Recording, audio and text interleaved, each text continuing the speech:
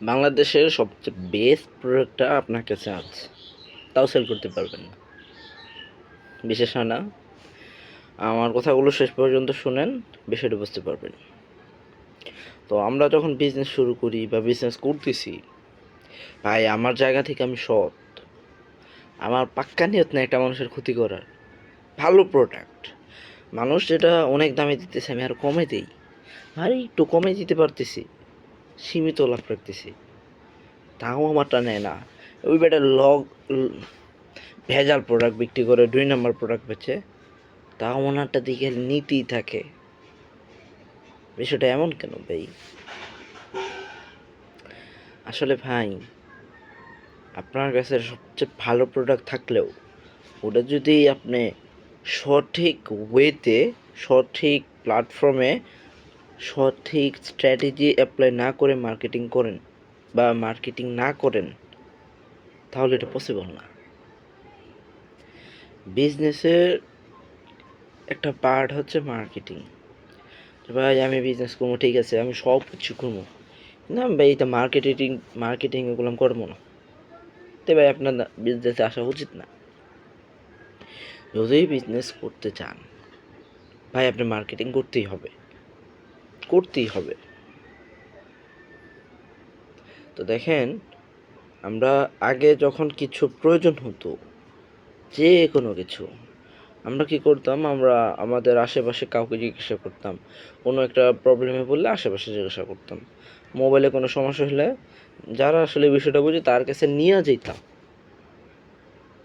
যে আমার একটু, যে আশেপাশে কথার কথা একটা হসপিটাল আছে কি না নিজে জানি না, কি করতাম, অন্য মানুষদের জিজ্ঞাসা করতাম, যাওয়া লাগতো সময়ের সাপেক্ষ। এখন দেখেন, আপনার বাসা থেকে কতটুকু দূরত্বে একটা হসপিটাল আছে, এটার কাউকে জিজ্ঞাসা করা লাগে না। গুগলে সার্চ দিলেই হয় hospital near me, that's it. ভাই ওই যে হসপিটালে সার্চ দিল, যার হাসপাতালটার সামনে কাছাকাছি আসলো, উনি কি মার্কেটিং করে নাই?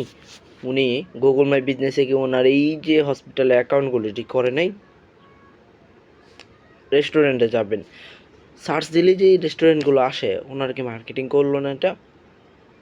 এই তো, ঠিক তো। আগে কি করতো ভাই, আগে অনেক পোস্টার টানাইতো, আগে রাস্তায় রাস্তায় ব্যানার দিত। ডিজিটাল ওয়েতে খালি জিনিস চেঞ্জ হয়ে গেছে। এখনও পোস্টার হয়, কিন্তু এখন আর কি ওই দেওয়ালে না, এখন হচ্ছে ফেসবুকের ইয়েতে দেওয়া হয়, ইনস্টাগ্রামে দেওয়া হয়, ইউটিউবে দেওয়া হয়, এগুলোই তো ভাই। কিন্তু দেখেন, এই যে আপনার যদি মানুষের চোখের সামনে না আসেন, আপনাকে না চেনান, তাহলে কেন আপনার প্রোডাক্ট নিবি ভাই?